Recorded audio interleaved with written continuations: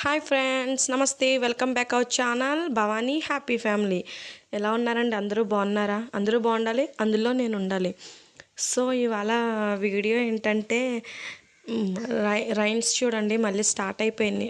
Start అవ్వడం ఆగలేదు. Present ఏంటంటే నిన్న కొంచెం పర్లేదు అనిపించింది, కానీ ఇవాళ మళ్ళీ వర్షం రేజ్ అయిపోయింది. అక్కడ మీకు చూపిస్తున్నాను కదా, ఇది ఎందుకు తీసానంటే ఒక రీజన్ వర్షం అండ్ ఇంకొక రీజన్ ఏంటంటే అక్కడ చూడండి ఫ్రెండ్స్, మీకు మనుషులు కనిపిస్తున్నారు. కొంచెం దూరంలో ఉంది కాబట్టి ఆ చెరువు అన్నది కొంచెం అక్కడ మనుషులు కనిపిస్తున్నారు. చూడండి ఫ్రెండ్స్, వాళ్ళు ఏంటంటే చూసారా ఫ్రెండ్స్, మానవుడికి వర్షం వచ్చినా వరదం వచ్చినా ఏది వచ్చినా తప్పదు, పొట్టకూటి కోసం కోటి విద్యలు అంటారు.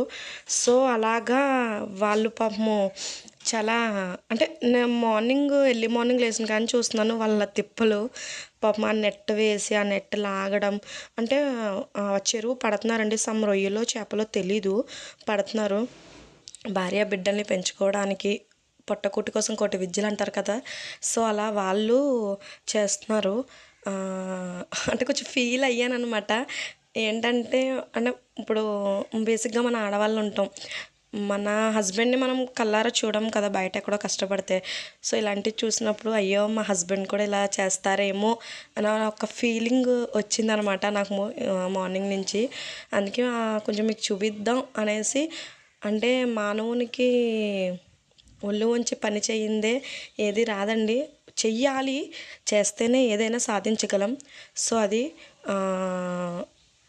విజయవాడ కూడా కొంచెం బాధగా ఉంది. సో ఆ తల్లి ఆ ప్రజల్ని కాపాడుకోవాలి.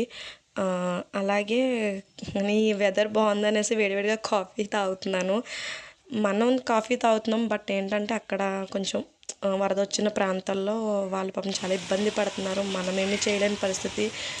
అంటే మనం వెళ్ళలేము, ఏమైనా హెల్ప్ చేయాలంటే మనీ రూపంలో ఏమైనా వేయాలి తప్ప ఇంకా మనం వెళ్ళలేము. సో ఇది మా ఫ్రంట్ అండి, మా హౌస్ బ్యాక్ ఇందాక ఇది ఫ్రంట్, అదే మా వాడి స్కూలు అని మీకు చూపిద్దాం అనేసి చిన్న క్లిప్ తీసాను అనమాట. సో ప్లీజ్ సపోర్ట్ మీ ఫ్రెండ్స్. ఏమండో ఆ వర్షం వరం దేవుణ్ణి డైపర్ వేసుకోమనండి.